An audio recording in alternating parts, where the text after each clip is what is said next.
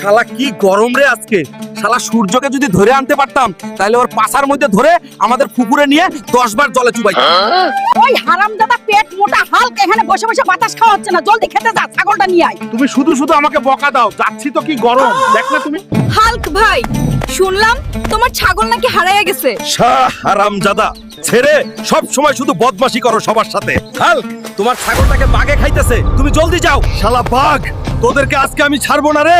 আমার ছাগলের দিকে নজর দিছস? ওই শালা বাঘের বাচ্চা, তোদের বাচন নাই রে।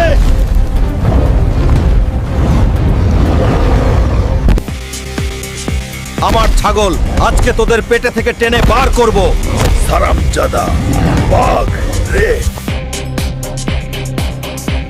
আজকে তোদের পেটে থেকে টেনে বার করব।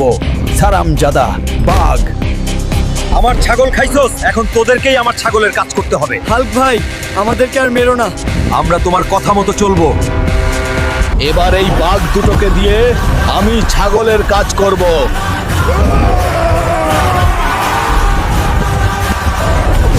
এটা আমি কি দেখতাছি গো?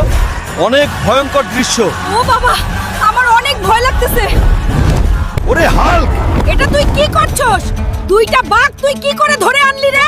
বলে এই হারামজাদা বাঘের বাচ্চাগুলো আমার ছাগল। দিদা চলো এই বাঘ দুটাকে রান্না করে গ্রামের সবাই মিলে একসাথে পার্টি করি, আজকে অনেক মজা হবে। তুই যা ভালো ভাবিস তাই হবে রে পাগলা হালক। দিদা আজকে বাঘের মাংস মজা করে খাবো। আরে পেট মোটা হালকো, অল্প শান্ত হয়ে বস, রান্না হইতাছে।